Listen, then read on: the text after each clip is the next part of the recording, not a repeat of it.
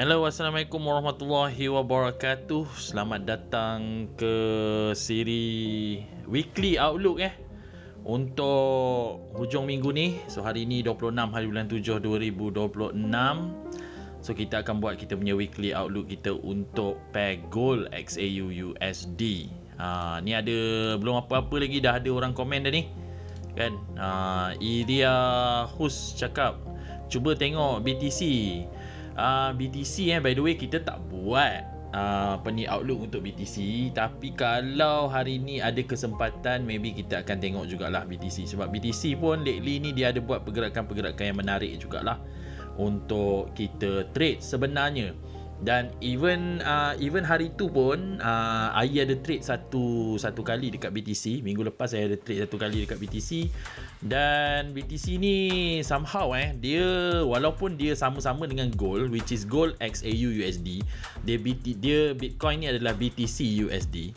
Walaupun belakang dia dua-dua USD, tapi kadang-kadang dia membuat pergerakan yang jauh berbeza dengan gold lah kan. Sebab tu dulu ada orang tanya Ai, adakah Ai melihat kepada DXY ataupun indeks dollar dalam Ai membuat keputusan sama ada untuk Ai buy atau sell dekat gold. Pada pendapat Ai, benda tu kalau korang nak jadikan sebagai satu confluence untuk melihat US dollar punya kekuatan, pada Ai benda tu boleh je nak tengok DXY untuk menilai kekuatan US dollar tu okey sahaja. Tetapi kan kita kena ingat bahawa gold sendiri, XAU tu sendiri, dia ada demand dia tersendiri. Jadi bermakna kadang-kadang ada masa yang even USD kuat sekalipun, XAU pun boleh kuat dan dia tidak membuat pergerakan yang sama lah dengan Bitcoin, dia tak buat pergerakan yang sama dengan silver for example kan. Jadi apa yang Ai suka buat ialah Ai suka untuk membandingkan XAU USD dengan komoditi-komoditi lain seperti XAG USD for example, ataupun BTC USD ataupun XPT USD. PT tu platinum. So Ai nak tengok macam mana demand terhadap gold ni bila kita orang kata malarkan US dollar kat belakang tu. Maknanya kita fixkan US dollar punya kekuatan, tapi kita nak tengok kekuatan gold tu sendiri atau apa perbandingan kekuatan gold tu bila kita bandingkan dengan silver, bila kita bandingkan dengan platinum, bila kita bandingkan dengan Bitcoin for example. So kita nak fixkan US dollar dekat belakang tu. So Ai lagi suka buat macam tu lah dalam menentukan orang kata sama ada gold ni possible untuk naik ataupun turun. Itu adalah satu bentuk confluence sahaja. Dia tak semestinya kadang-kadang bila kita tengok yang silver dah naik, tak semestinya gold akan naik sama ikut silver kan. Dan even hari tu sekalipun BTC naik, gold tak naik-naik hari tu. So dia ada demand masing-masing. Bitcoin pun ada demand masing-masing, silver pun ada demand masing-masing, gold pun ada demand masing-masing. Dan kalau orang tanya Ai, silver ni apa demand dia Ai? Silver ni pada pendapat Ai, dia demand dia tu meningkat disebabkan oleh kecanggihan teknologi dalam membuat kereta-kereta EV for example kan. Dan gold daripada dulu memang kita dah gunakan dalam kita punya chip komputer kita. Even ada orang-orang dekat dalam YT, dekat dalam TikTok yang dia share macam mana cara kita nak strip off gold ni daripada orang kata chip RAM for example macam ni RAM ni. Ai ada RAM dekat sini macam ni kan. For example kita ada RAM dekat sini, yang belah bawah-bawah ni dia ada gold tau, bawah-bawah ni. Bawah-bawah ni. So ada cara dia lah sebenarnya macam mana kita nak larutkan benda ni, and then after that kita boleh orang kata kumpul banyak-banyak, and then after that kita jual sebagai gold lah kan, benda-benda tu semua. Okay, so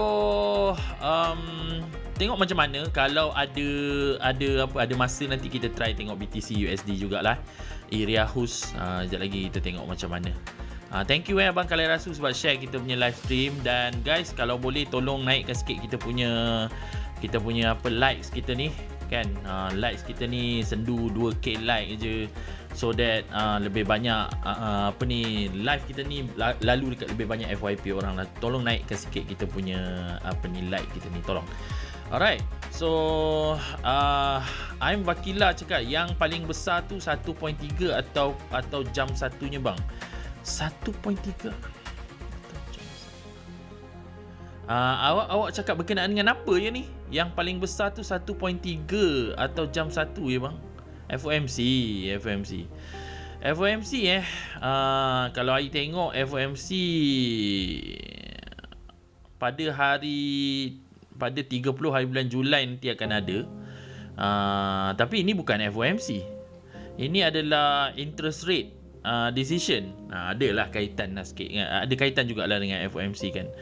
So, I tak rasa yang Fed akan mengubahkan interest rate nanti kan. Tapi benda ni bergantung juga ni. So, that's why kita perasan sekarang ni price ni agak choppy sikit. Even minggu lepas pun dalam gold tak banyak opportunity yang low risk lah. Bukan tak banyak, memang tak ada langsung opportunity low risk untuk kita masuk. Bila dia sampai je kat dalam kita punya low risk zone kita, no reaction. Kita pun tunggu. Dia sampai je dalam low risk zone kita, no reaction. Sampai esok baru dia buat reaction kan, macam tu kan. And then after that buyers dah berubah.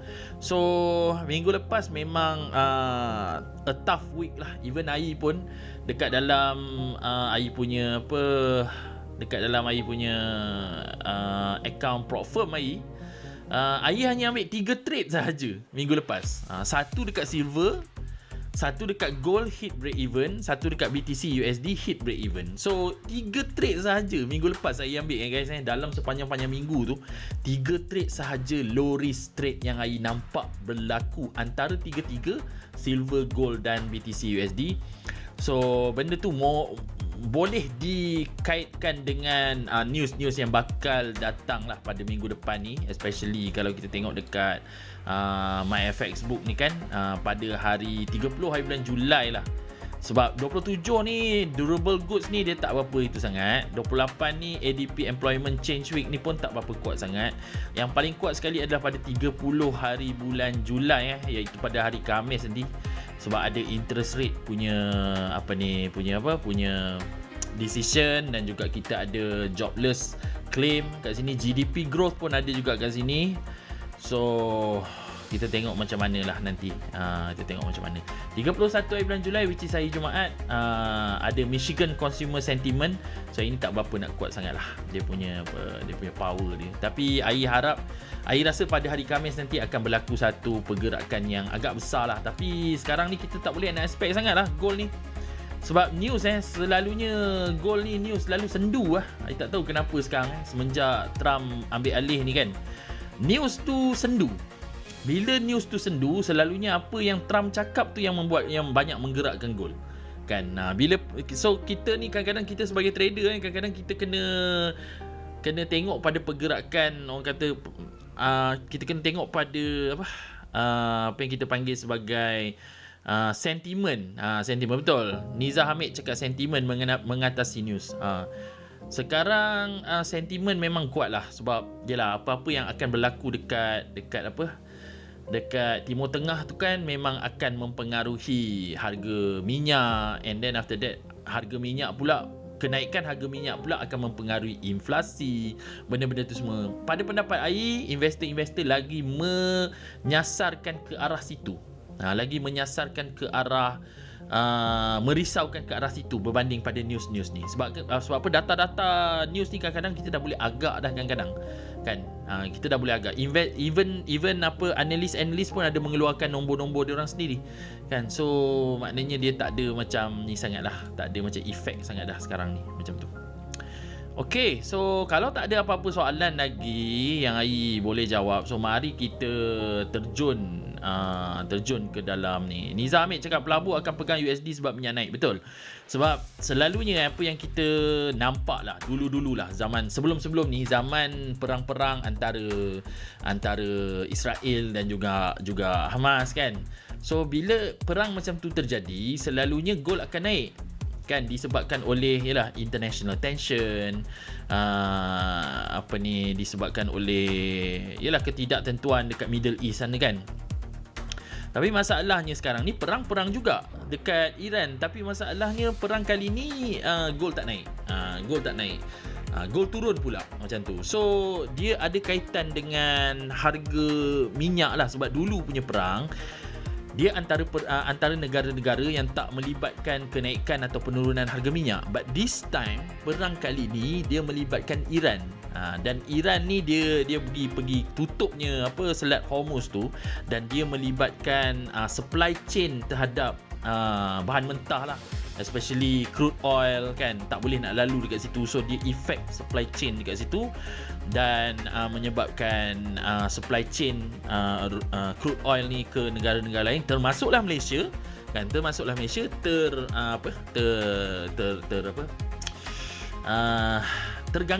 terganggu.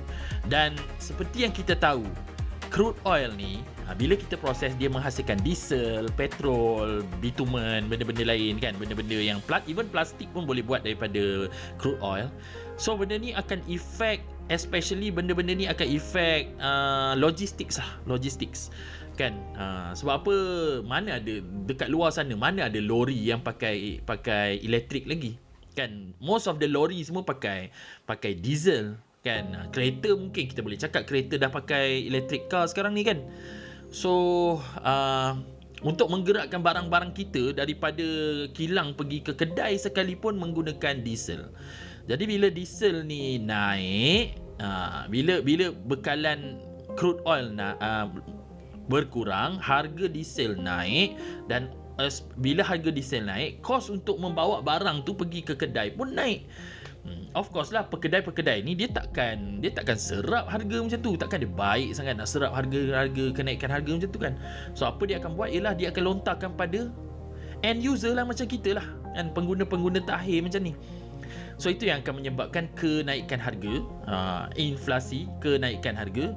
Dan dalam masa yang sama, bila inflasi ni naik, harga pun naik, orang akan simpan duit lah kan. Maknanya orang nak lebih duit untuk digunakan untuk membeli barang-barang tu. So kita mungkin akan nampak ramai pemegang-pemegang emas, silver kan, komoditi safe haven dekat luar sana, yang dia orang mungkin mencairkan dia orang punya pegangan komoditi dia orang untuk just for extra duit untuk fund themselves to afford kenaikan harga tu, pada disebabkan oleh perang ni lah kali ni kan. So perang kali ni memang agak pelik lah. Tapi nak kata pelik sangat pun, last time pernah berlaku perang antara Iran dengan negara something lah, negara. Dan time tu pun kita nampak kejatuhan harga gold dari situ, dan kenaikan harga minyak. Benda ni bukan benda yang first time berlaku. Sebelum ni pernah berlaku. Dan investor ni dia orang bijak, dia orang dah tengok benda-benda ni semua daripada dulu. Rekod-rekod historic data daripada dulu 1970 something kot. Ada pernah ada sekali perang antara Iraq dan Iran, tak silap saya kan. Iraq dengan Iran berperang. So time tu ada something happen to oil price juga. So gold pun jatuh juga time tu. So benda ni orang kata sejarah berulang kembali lah kan. Zahir Zuki cakap, Air target berapa persen seminggu? Soalan ni sebenarnya saya dah dapat banyak kali Abang Zahir. Saya dah dapat banyak kali soalan sama macam apa yang Abang Zahir ni tanya ni. So jawapan Air untuk ni ialah Air tak menetapkan apa-apa percentage. Seminggu, sehari, sebulan, Air tak menetapkan apa-apa percentage. Dulu Air ada menetapkan percentage. Dulu Air menetapkan percentage, dan kita katakan, bila kita tetapkan percentage ni kan, kita seolah-olah macam mengharapkan gaji tau, macam tu. Air faham kadang-kadang ada ramai trader banyak datang daripada background orang yang kerja makan gaji kan. Even Air pun datang daripada background orang yang makan gaji. Jadi benda yang menyenangkan hati kita ialah bila kita ada some sort of macam orang kata kemasukan amount yang sama. Kejap. Anak Air dia say good night. Good night sayang. Bye bye. Dia selagi AI tak reply dia punya good night tu, selagi itulah dia akan terjegat kat depan pintu. So AI kena reply good night dia. Sorry guys. Kat mana AI tadi Kat mana AI tadi? Alamak, dah lupa dah pula. Kat mana tadi? Kita cakap pasal apa? Okey, berkenaan dengan target. Okey, kenapa AI tak suka untuk meletakkan target ni? Dulu AI pun meletakkan target, daily target, weekly target, monthly target untuk AI reach dalam AI punya trading. And then I realise bila I buat benda-benda macam ni, sebenarnya dalam masa yang sama, sebenarnya I memaksa diri I untuk mengejar target-target ni. Dalam kita bekerja makan gaji, kita tak perlu kejar benda ni semua. Kita tak perlu kejar orang kata KPI.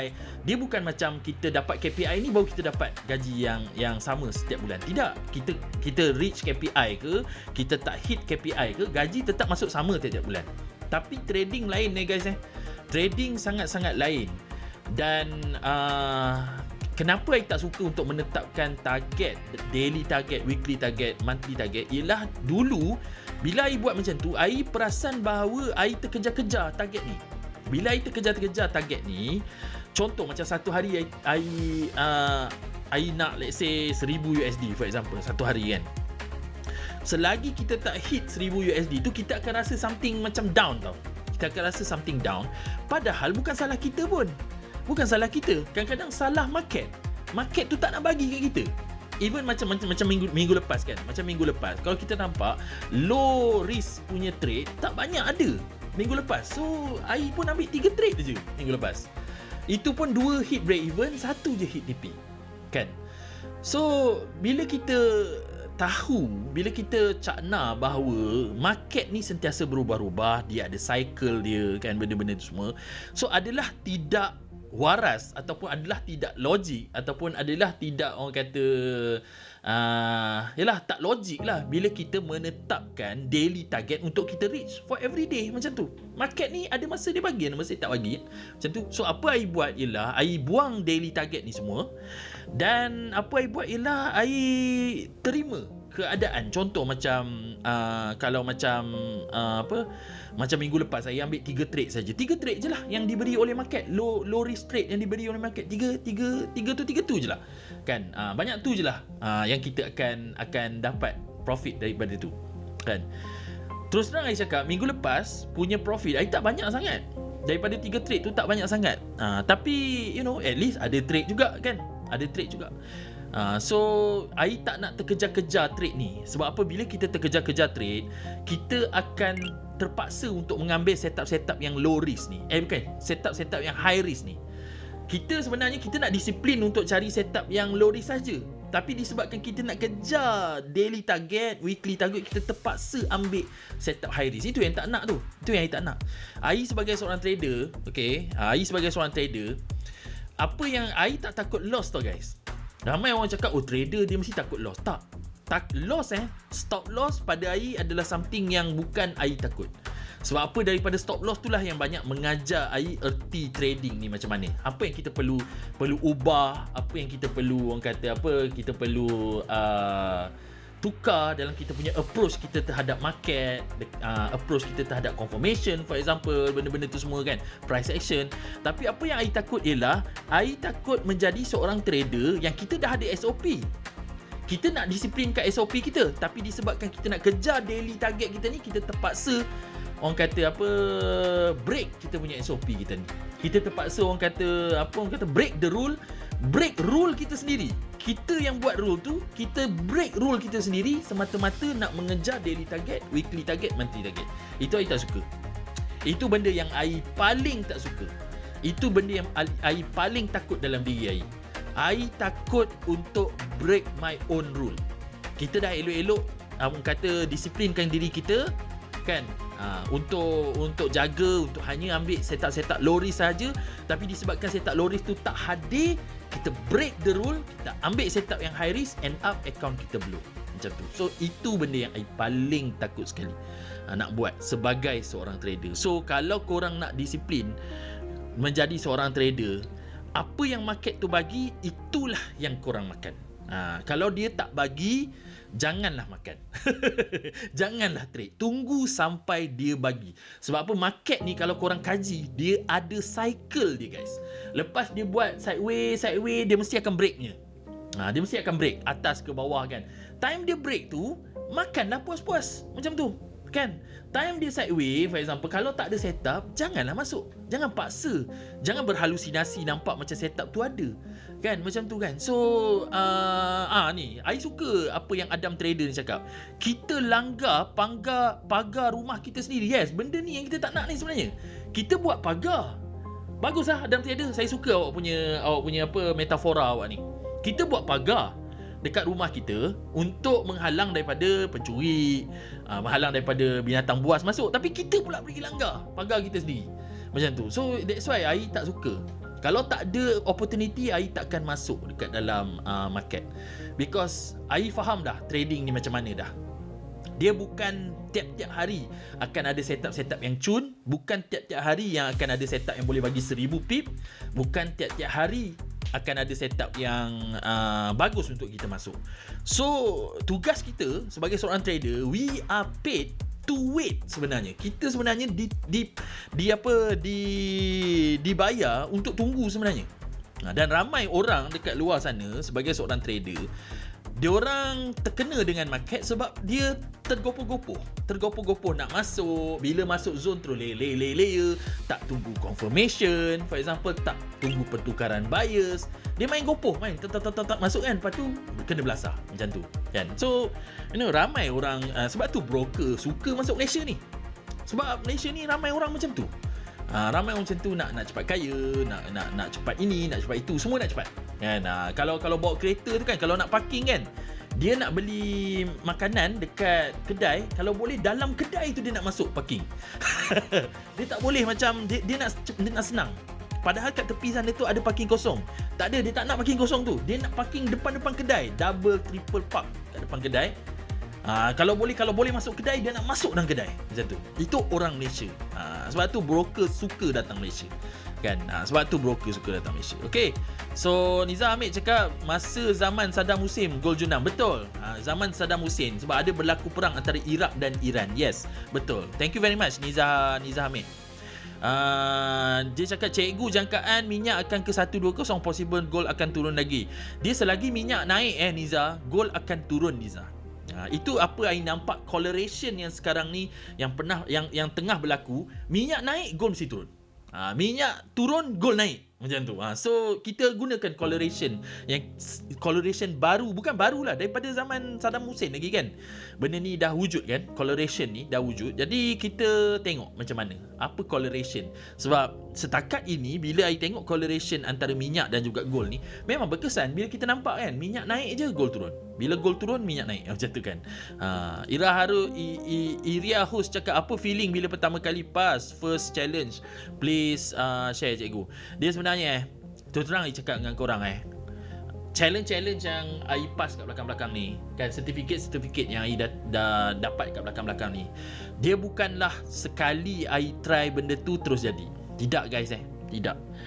Untuk FTMO sahaja I dah blow sebanyak, tak silap I 11 ke 12 ke 13 challenge. Maknanya I try challenge tu sebanyak 13 kali baru I lepas untuk kali pertama. So never give up.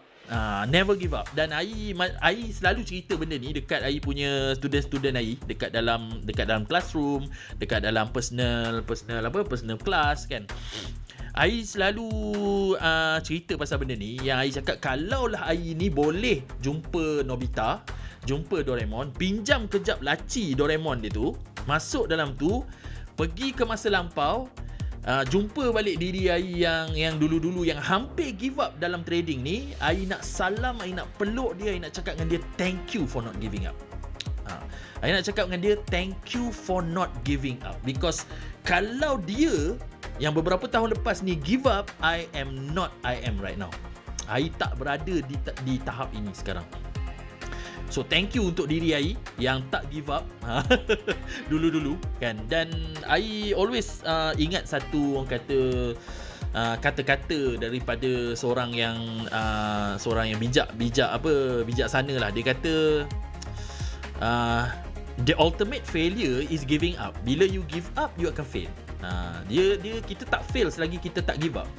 So selagi kita keep on trying, pushing, somehow satu hari kita akan pecah juga. Means kita akan dapat something lah daripada apa yang kita usahakan. Macam tu. Tapi bila you give up, habis.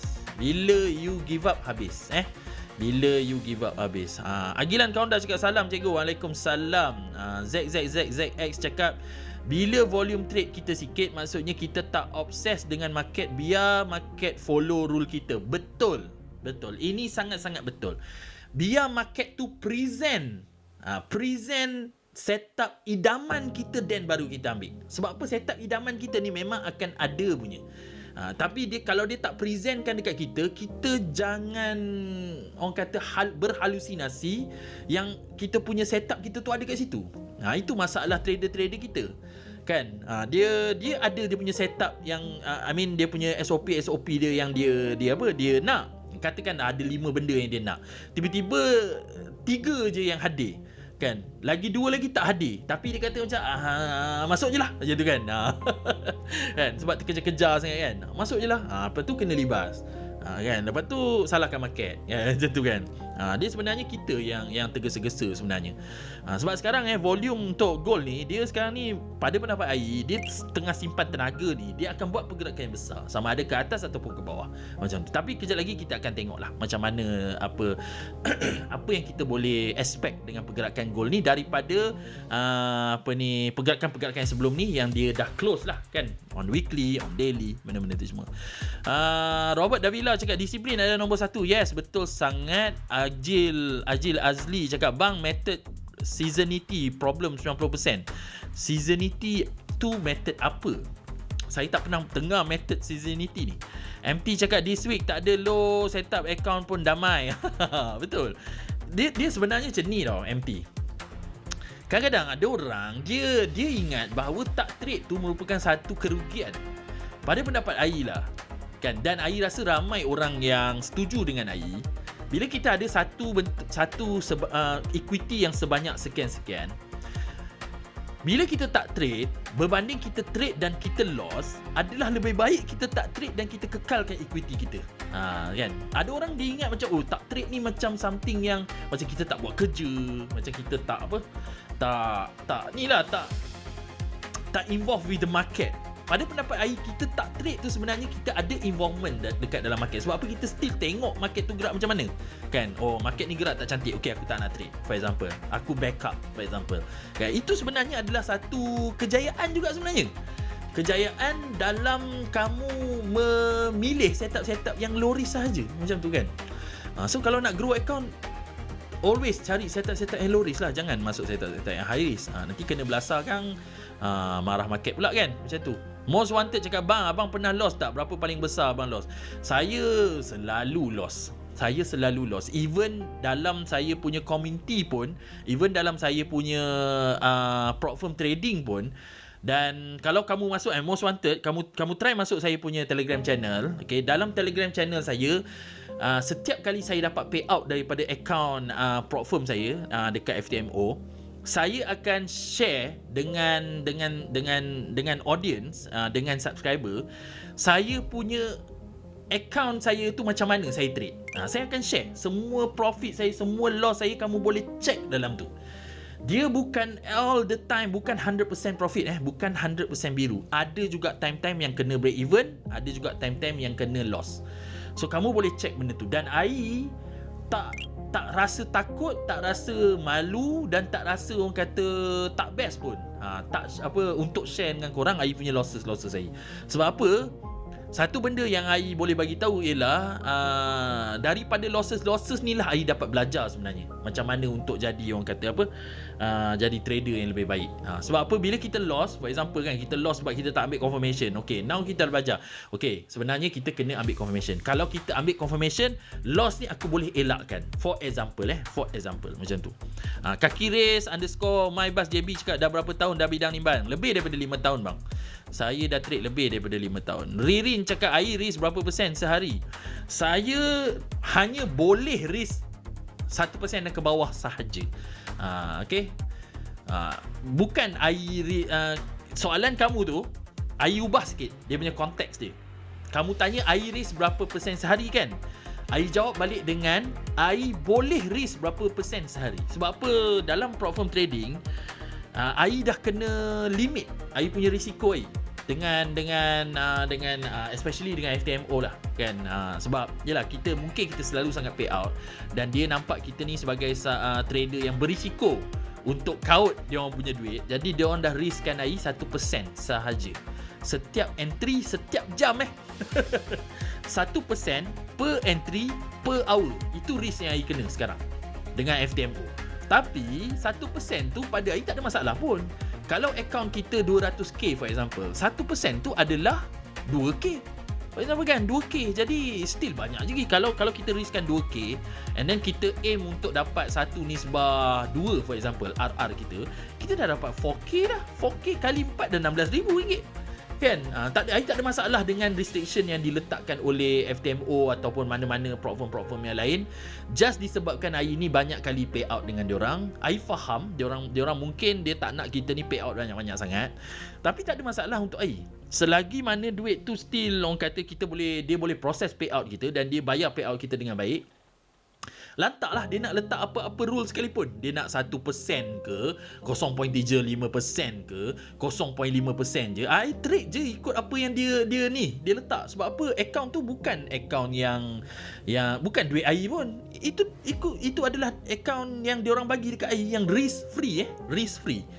Dan I ikut je apa risk percentage yang diorang letakkan dekat I. So untuk setakat ini I hanya boleh risikokan 1%, maksimum 1% sehari. So kalau I ada akaun 100,000, mana I hanya boleh risikokan maksimum 1,000 sehari. Okay, bukan sehari, satu setup. Untuk satu entry dalam masa sejam. Dia kena ada gap macam tu.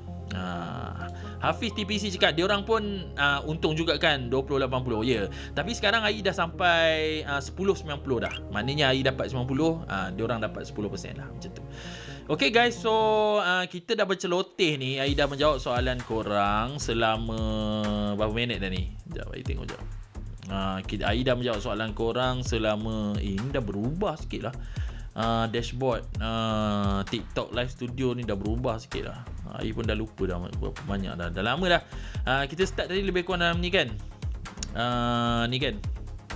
So almost setengah jam lah kita dah live ni dan menjawab soalan-soalan korang.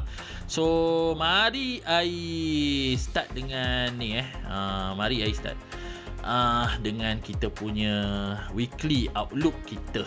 Mari kita start dengan kita punya weekly outlook kita. Saya harap korang boleh mendapat boleh nampak kita punya kita punya chart kita ni. Dan kita mula dengan monthly dulu. First of all, kita mula dengan monthly. Kita nak tengok monthly ni bagi apa kat kita. So daripada sini guys, kita jangan tengok candle yang tengah berjalan. Sebab candle yang tengah berjalan ni, candle bulan ni dia masih belum close lagi. So kita tengok sekadar candle bulan lepas, candle bulan Jun. Kita nampak bulan lepas punya candle, dia telah pun memberikan kita bias bearish lah. Dia telah pun memberi bias bearish. Dan sebenarnya bukan dengan sini sebenarnya. Silap ni. Nasib baik ada student AI bagi tahu. Bias bearish tu disebabkan dia telah berjaya close turun dan close lebih rendah daripada candle yang merah yang besar yang inilah. Bukan candle yang ini, bukan candle yang ini. Sebab apa? Dua candle ni adalah candle-candle yang bersifat inside bar candle. Candle yang bersifat inside bar candle tidak mempengaruhi bias pada time frame tersebut. Pada time frame tersebut dia mungkin mempengaruhi bias pada time frame yang bawah-bawah dia, tapi pada time frame tersebut dia tidak mempengaruhi bias. Okey, itu AI punya pegangan AI dalam melihat candle-candle lah. So kita nampak monthly ni bulan lepas dia close dalam keadaan bearish. So most probably bulan ini mungkin kita akan nampak retracement ke atas ataupun retracement plus pergerakan ke bawah semula. Itu pun possible. Dia bergantung kepada timing sahaja. Berapa cepat dia boleh naik, berapa cepat dia boleh turun macam tu. Tapi Apa yang kita boleh expect ialah kita boleh expect pergerakan yang macam ni lah, dia retrace and then after that dia turun ke bawah lah macam ni kan. Kalau kita trade pada monthly time frame lah macam tu kan. Macam kalau kita trade pada monthly time frame. Okey.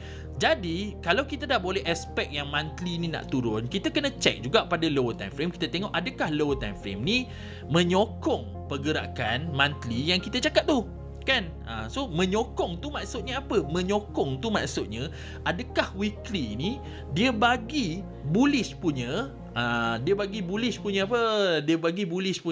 bias ke, ataupun dia bagi bearish punya bias, macam tu. So kalau kita tengok dekat sini hari tu pada 29 Jun, kita nampak ada satu bullish bias yang telah terhasil dekat sini kan. Ada satu bullish bias. Buang magnet. Okay. Ada satu bullish bias telah berlaku dekat sini kan, iaitu pada 29 Jun lah. Tapi ini bulan Jun punya cerita kan. Ini bulan Jun punya cerita. So bulan Julai start daripada sini.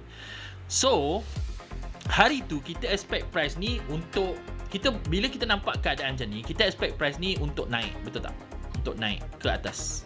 Daripada sinilah kita expect dia naik dan dia buat satu retracement lah kan. Tapi masalahnya apa yang terjadi ialah selepas dia buat liquidity sweep kat bawah ni, dia naik ke atas tapi dia tersangkut pula dekat candle yang ini punya high. Nampak tak?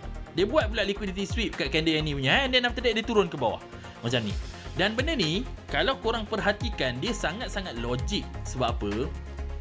Kenapa saya cakap dia sangat-sangat logik? Sebab kalau korang tarik Fibonacci daripada sini, daripada swing high sini sampai swing low bawah ni, kita perasan bahawa kenapa berlakunya penolakan ke bawah ni, sebab apa? Dia telah pun masuk ke zon mahal. Zon mahal ni adalah zon di atas 0.5 ni. 0.5% ni. Tukar kepada bentuk percentage lah. Price lah macam ni. Okay, macam ni. Dia telah pun masuk ke dalam zon mahal, iaitu atas purple line ni. So selalunya bila price tu ada penolakan, tak kisahlah ke atas ataupun ke bawah daripada line 0.5 ni ataupun purple line ni, kita orang panggil selalu purple line je, dia selalunya adalah disebabkan oleh sentiment trading lah. Dan kalau kita perasan pun dia react dengan kita punya area of liquidity, which is candle weekly 29 Jun ni punya high. Kita nampak dia react daripada sini. Dia react daripada sini macam tu. So logik lah yang dia boleh tertolak ke bawah lah, sebab ada sentiment kat sini dan ada liquidity juga kat sini untuk dia tertolak ke bawah. And then after that, selepas candle tu tutup, okay, kita nampak yang dia close dalam keadaan bearish. Nampak tak kat sini? Disebabkan dia sweep atas ni, and then after that dia turun ke bawah, dia close dalam keadaan bearish macam ni. Bias dia bearish. The next candle selepas tu menjadi bearish candle. Nampak tak kat sini? Ini lepas dia close macam ni, the next candle jadi bearish macam ni. Dan apa yang terjadi ialah candle ni pula kita nampak dia close manja-manja je, dia break macam ni. Dia break manja je macam ni kan. Dia break manja macam ni. So olah-olah macam dia nak meneruskan bearish punya pergerakan lah pada minggu lepas kan, pada minggu lepas. Tapi apakan daya, apa yang terjadi ialah price ni naik pula ke atas. Dan sebenarnya bearish punya pergerakan tu sebenarnya ada berlaku. Cuma bearish punya pergerakan tu adalah selepas dia menyapu liquidity yang berada di sini. Candle weekly punya high ni punya liquidity ni, yang ini. Dan juga ada sedikit gap dekat sini. Kalau korang perasan, sini ada satu gap yang kita panggil sebagai weekly opening gap lah. Macam-macam lah. Orang panggil macam-macam perkataan. ICT panggil new week opening gap kan. AI panggil benda ni gap je. AI tak panggil nama-nama pelik-pelik. AI panggil benda ni gap je. Ataupun ada orang panggil volume imbalance pun ada juga. So ada sedikit imbalance kat sini. Dan price dia bukan terus react daripada kawasan ni. Dia naik dulu ke atas dan kemudian dia tertolak semula ke bawah daripada area liquidity yang sinilah. Dan bila kita nampak dia naik ke atas macam ni, mesti ada satu bentuk liquidity yang dia capai juga. Dan benda tu kita tak boleh nampak dekat sini. Dan kalau kita turun ke daily time frame, kita nampak dekat atas ni apa yang dia capai ialah ada satu bentuk engulf dekat sini. Kalau korang perasan dekat sini, ada satu bentuk engulf dekat sini. Dan engulf ni bukanlah engulf yang kuat. Dia hanyalah engulf type 2 tak silap Ai. Sebab kita perasan kat sini ada 2 batang candle merah yang break 1 batang candle hijau yang ni. Dan kalau korang tukar kepada line chart, korang akan nampak ada lekuk kat atas ni. Nampak? So dia react kepada liquidity daripada lekuk ni, daripada engulf ni, dan kemudian benda ni lah yang menolak dia ke bawah. Jadi sebenarnya minggu lepas ni dia dah lajak jauh ke atas, dan baru dia tertolak ke bawah macam tu. So dia punya orang kata bearish movement yang kita harapkan berlaku tu berlaku, tapi masalahnya dia lambat sangat. Pada hujung-hujung minggu baru dia berlaku benda ni lah. Macam tu kan. Dia berlaku tapi dia berlaku lambat macam tu.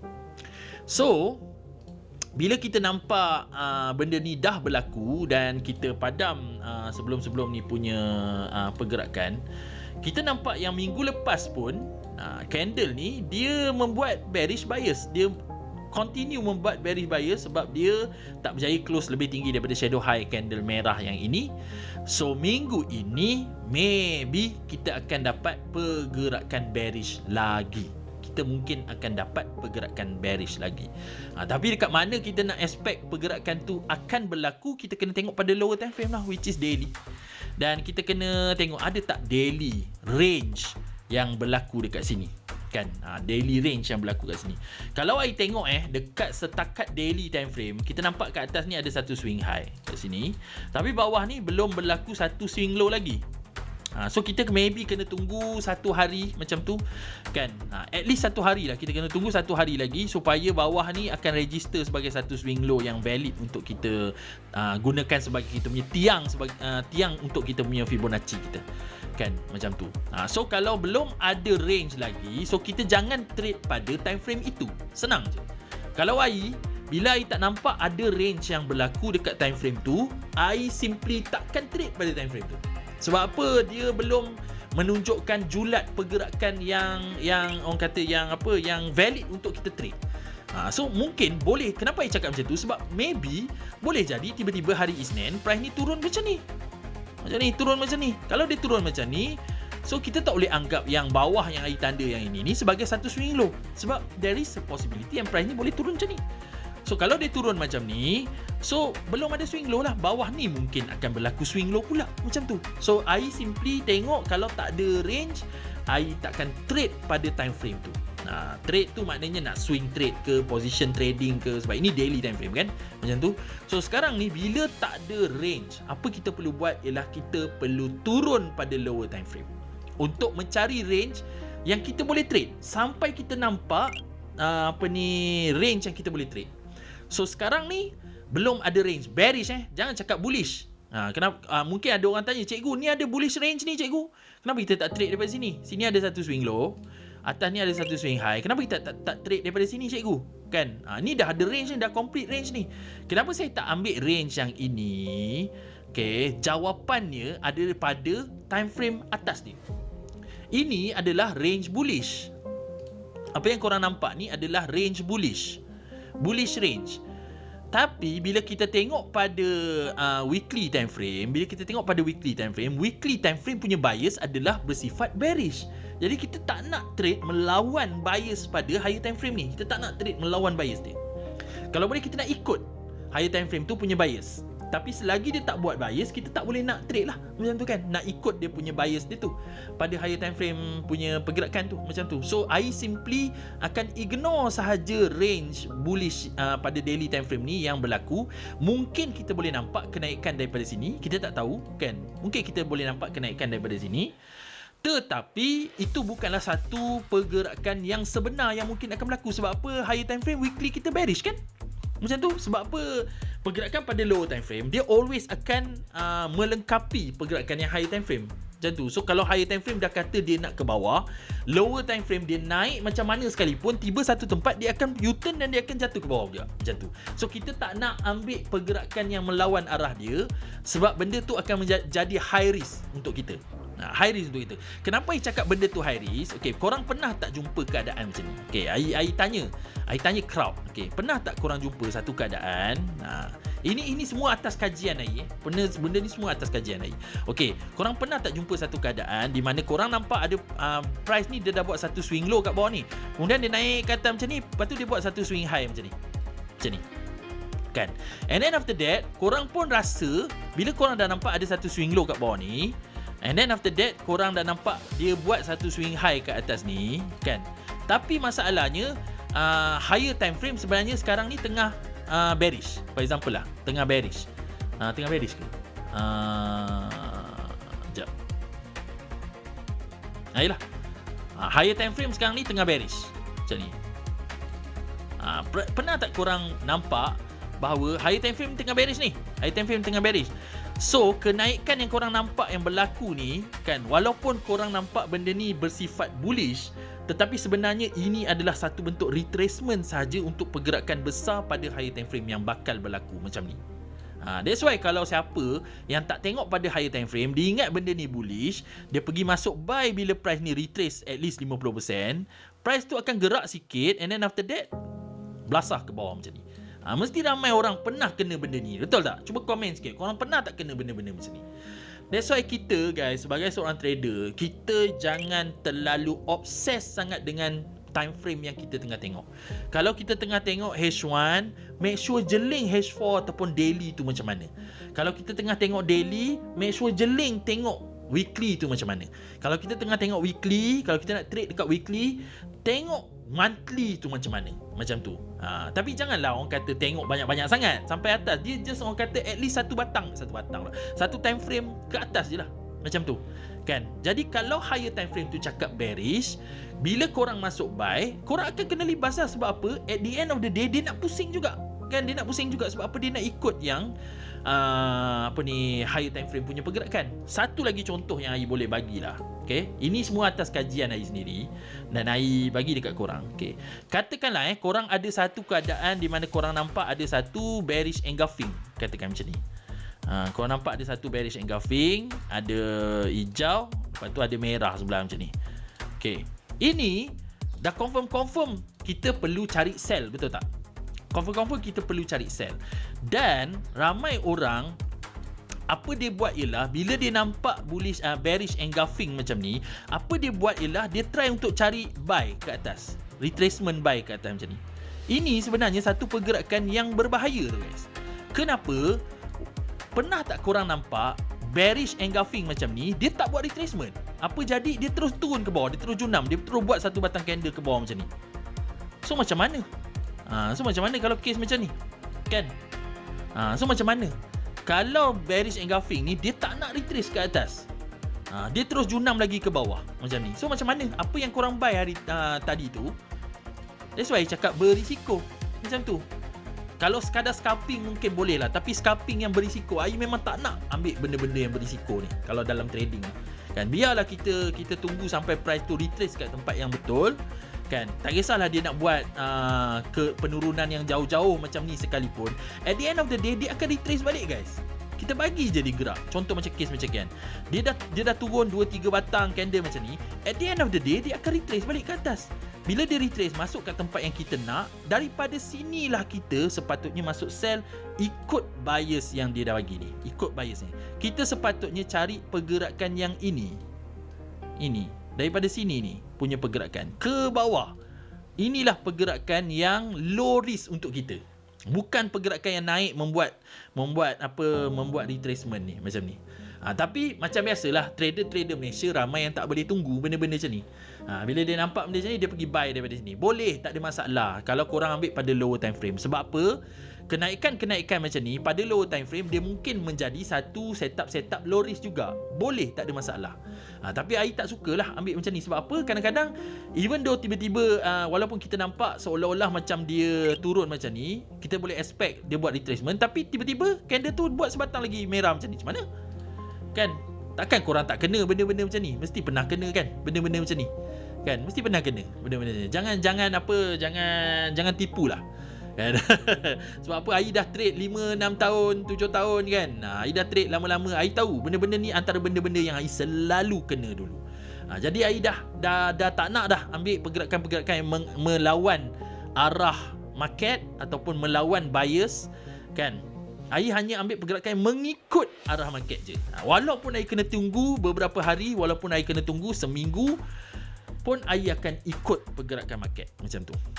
So kita always try untuk cari pergerakan-pergerakan. Ini benda-benda yang AI ajar dekat dalam kita punya kelas lah kan. Macam mana nak cari pergerakan-pergerakan yang low risk. Dan benda ni guys, tu try cakap benda ni kalau korang ikut kan, kita actually dalam kita punya akademi kita dah ramai dah yang become profitable dan ramai yang become funded trader mengikut sistem yang sama. Mengikut sistem yang sama. Baru-baru ni ada seorang brother ni. Baru-baru ni ada seorang brother kita ni yang dia become funded disebabkan dia, of course lah, dia jaga dia punya money management and everything kan. Macam tu. Contoh I letak satu gambar daripada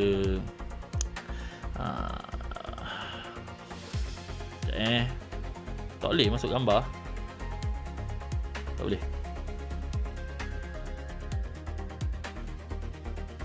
Tak boleh. Okay, so I letak tu gambar. Baru-baru ni kita ada satu orang, actually dia ni dulu pernah funded dan dia pernah apa, image apa. Okay ni. I save je gambar tu. Dia ada share dengan I jap. Nama brother ni brother Vince sebenarnya. Vince. Mana Vince? Jap. I share jap. Dia dua prop firm dia terus Dia terus dapat dua prop firm. Ni Vincent. Save jap. I save jap.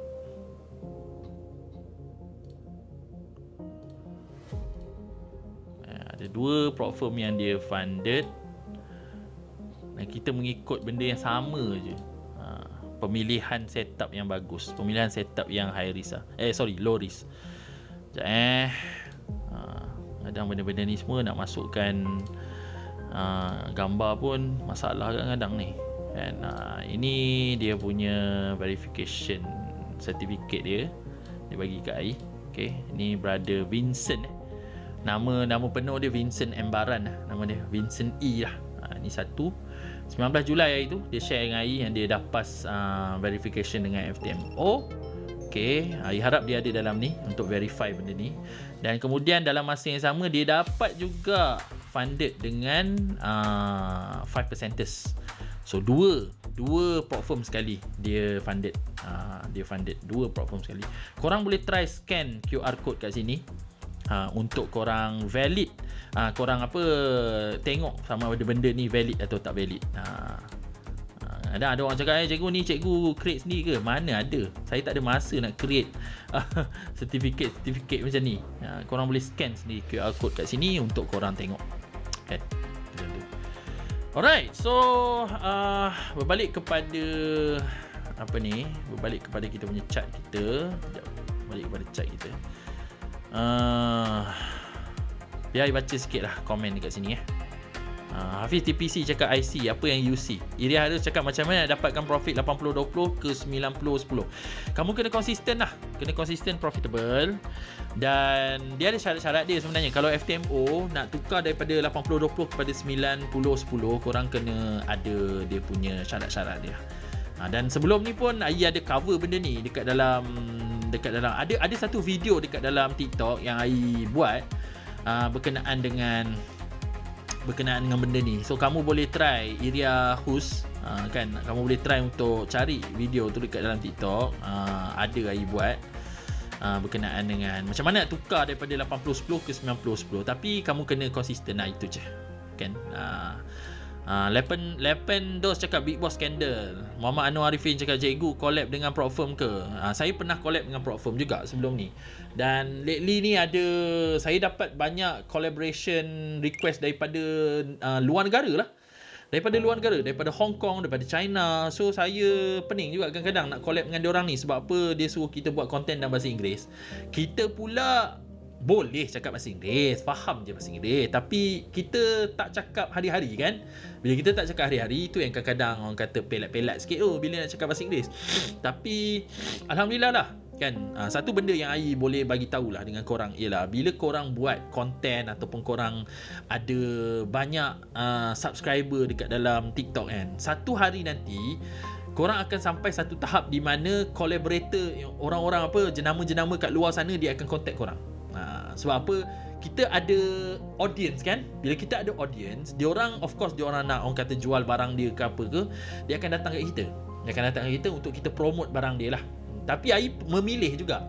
Ai akan memilih. Ai tak tengok macam contoh macam broker-broker ke apa, ai tak minat lah. Ai tak minat untuk bawa broker. Korang pun sendiri tahu kenapa ai tak suka untuk bawa broker. Tapi kalau contoh macam prop firm ataupun capital funds kan, benda-benda macam ni ai okey lah untuk bawa diorang punya apa, diorang punya iklan tu. Dan kita charge lah ikut harga kita kan. Kita ada 13k subscriber kot, janganlah charge harga RM10, RM20. Charge lah harga yang bertepatan lah dengan apa ni, subscriber yang kita ada. Berapa banyak subscriber yang kita ada. So kalau korang macam berminat dalam bidang digital content creation ni, korang boleh start daripada sekarang. Build your audience slow-slow kan. Build your audience sampai korang sampai ke tahap yang korang ramai audience. Selalu buat live kan. Macam hari ni pun seminggu sekali ni kira macam tak selalu jugalah kan. Nanti bila korang sampai ke satu tahap, brand-brand ni akan cari korang.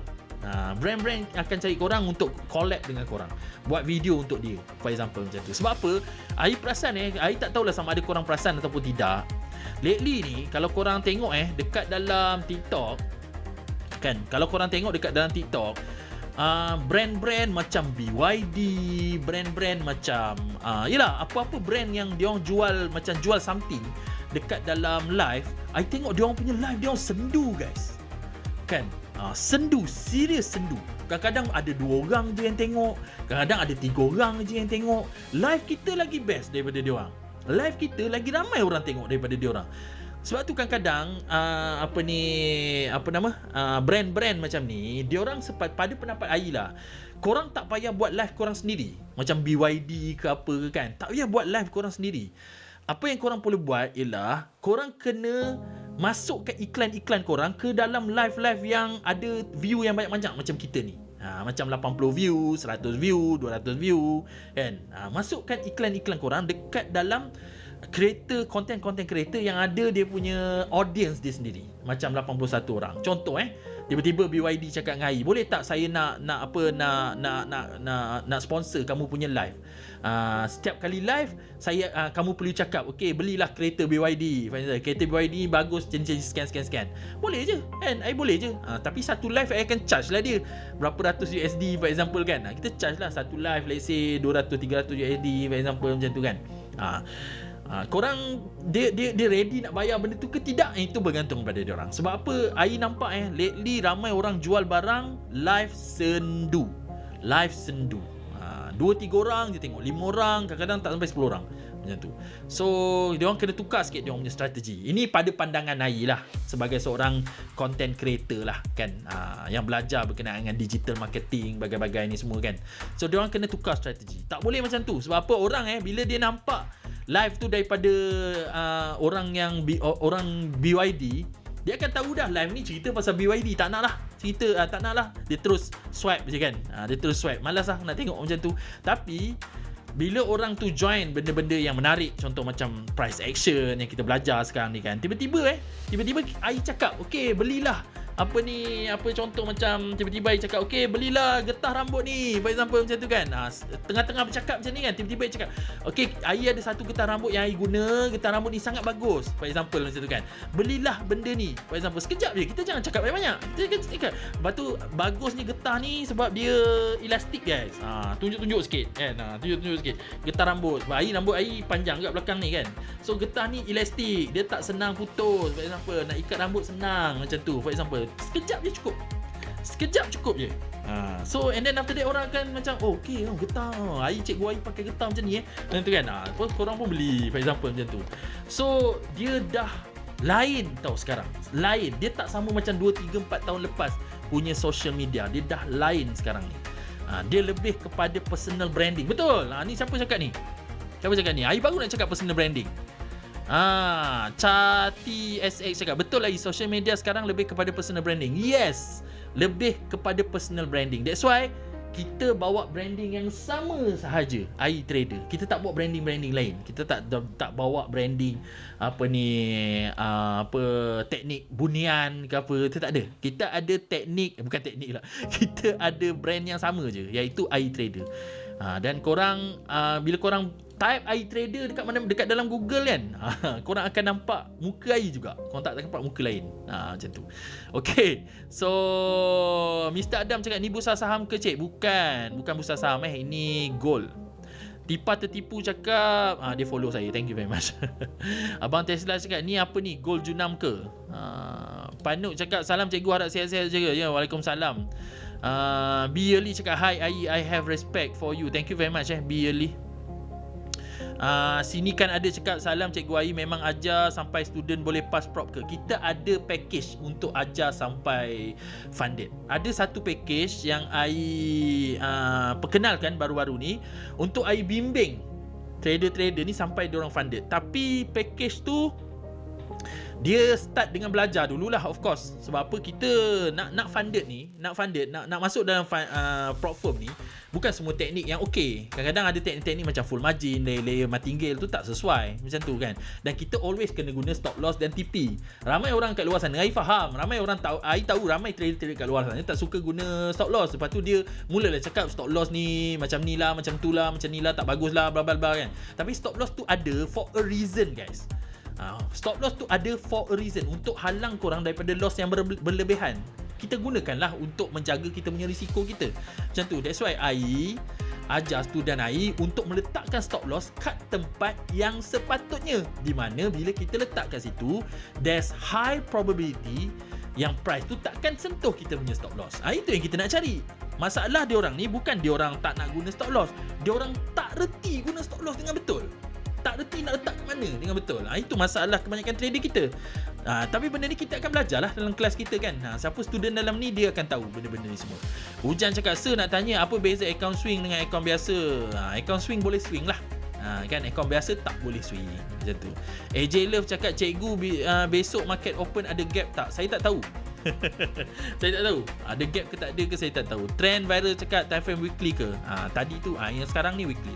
Okey, kita sambung balik dengan kita punya analisis kita. So kalau kita tengok sekarang ni, daily masih belum ada bearish range untuk menyokong pergerakan. Dia dah ada pergerakan bearish, tapi belum ada range untuk kita trade mengikut bias weekly yang telah berlaku minggu lepas lah kan, macam tu kan.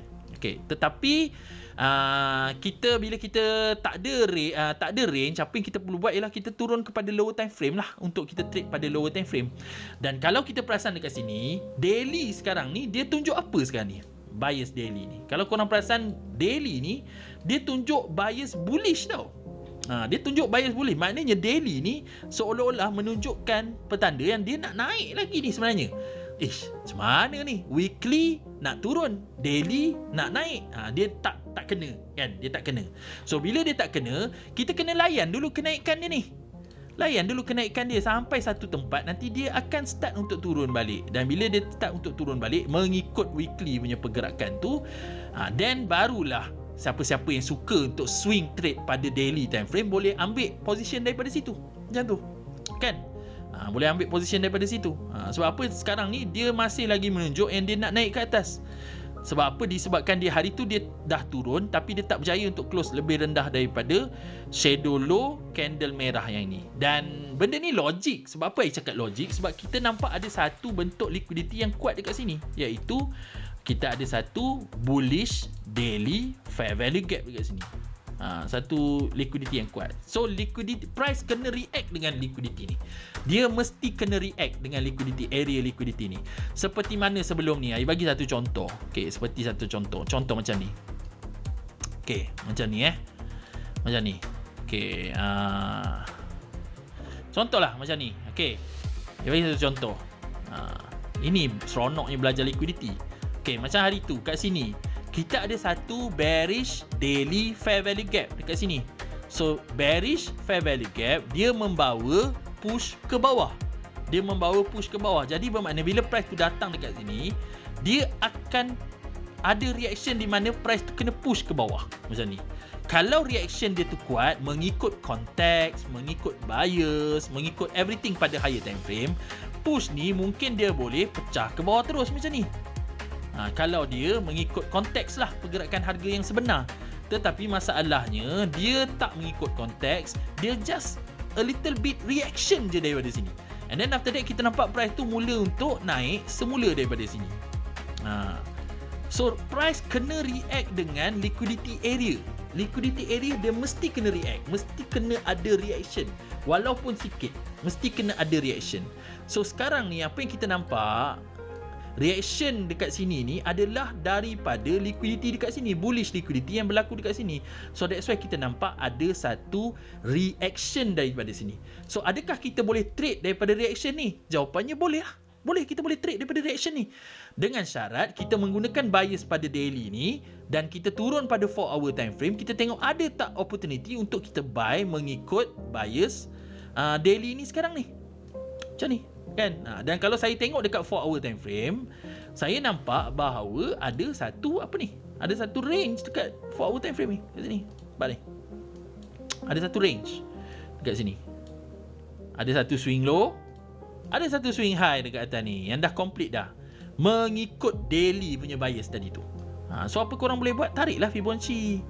Tariklah Fibonacci daripada sini dan asingkan kepada zon mahal, zon murah, golden zone. Daripada situlah korang boleh mula untuk mencari korang punya low risk setup korang daripada sini kan.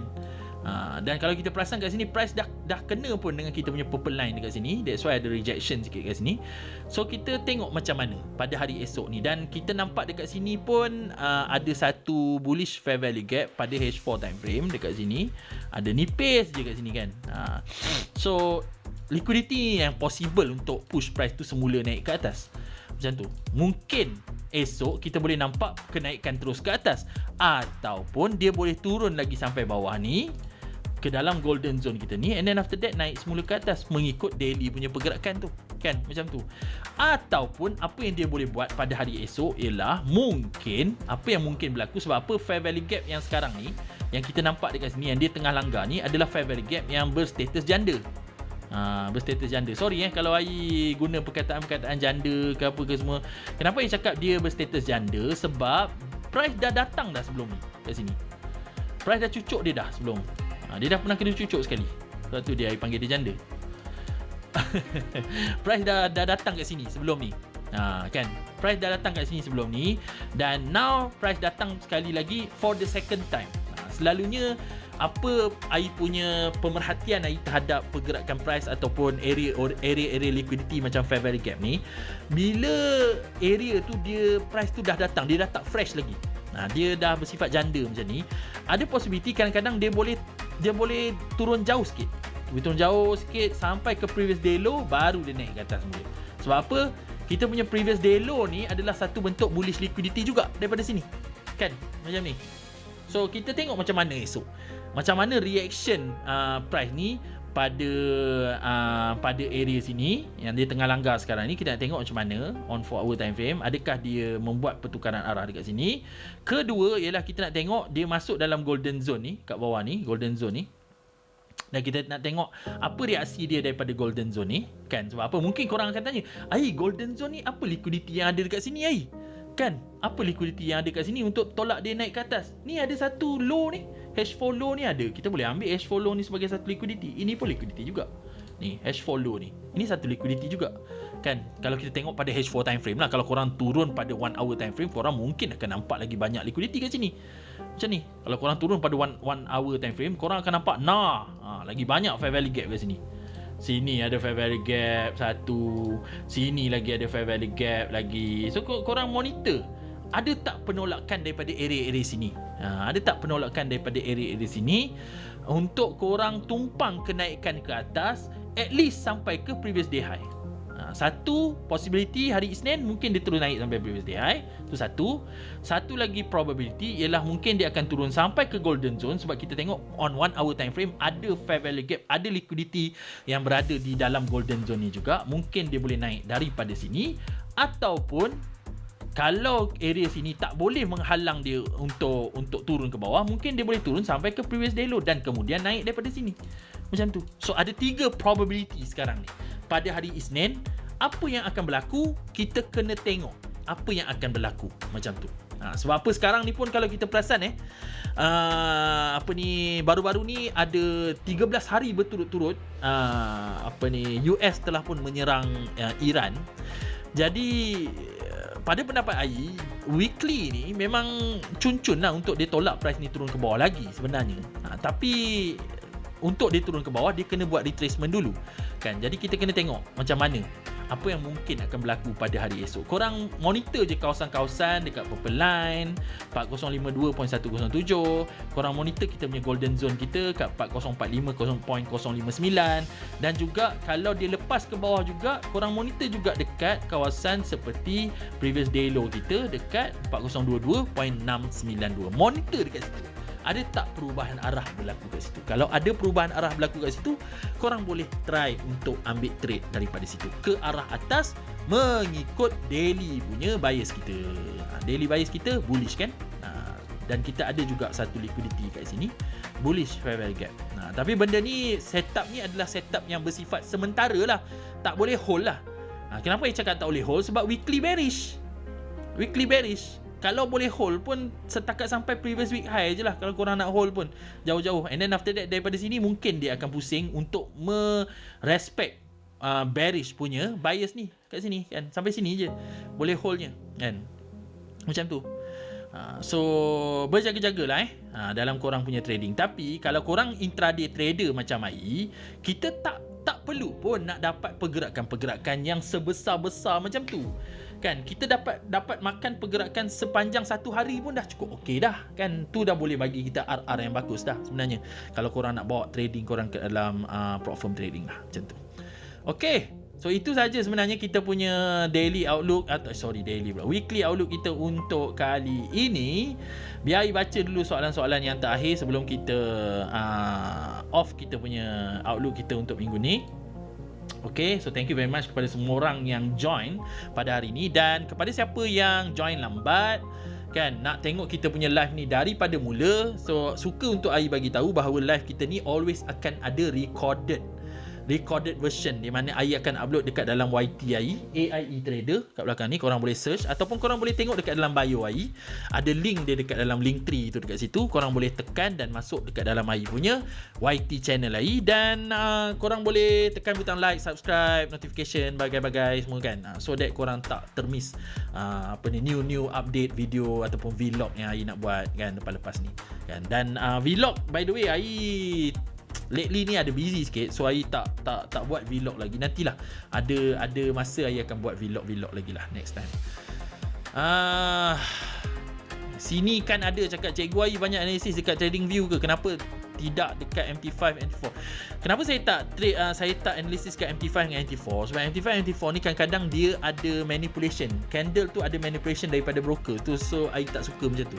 AI suka untuk fokus kepada dekat TradingView ataupun sekarang ni dekat Go Charting yang AI guna sekarang ni, Go Charting, supaya kita dapat elakkan yang manipulation daripada broker side ni lah kan. Sebab apa, kadang-kadang ada benda, I pernah check dulu dekat broker candle tu panjang, tapi dekat dalam TradingView tak ada pun candle panjang tu. Itu manipulation broker lah selalunya kan. Broker manipulate benda-benda tu semua. So I tak suka untuk tengok sangat dekat MT5 dengan MT4. Tapi kadang-kadang tengok jugalah kan, pada lower time frame for example dan macam tu.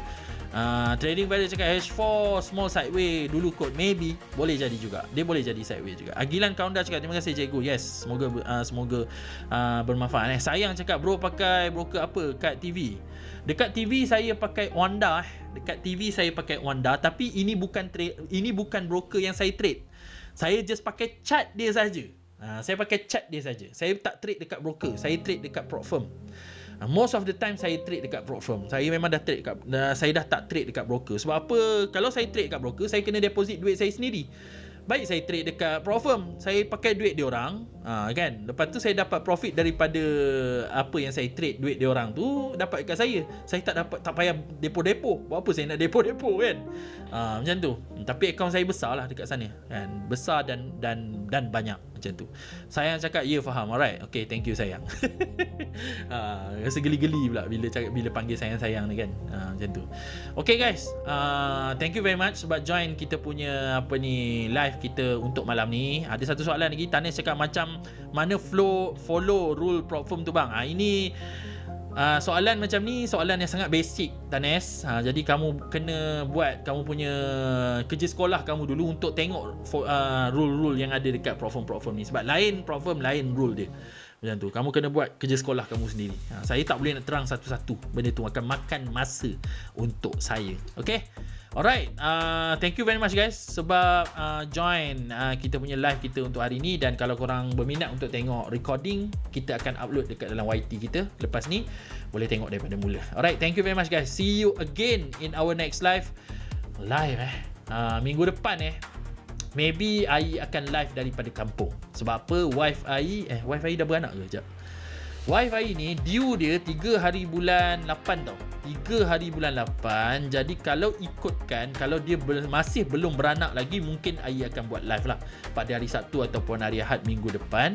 Dan kemudian minggu yang lagi satu tu mungkin daripada kampung lah, sebab kita nak balik kampung, dia nak berpantang di kampung.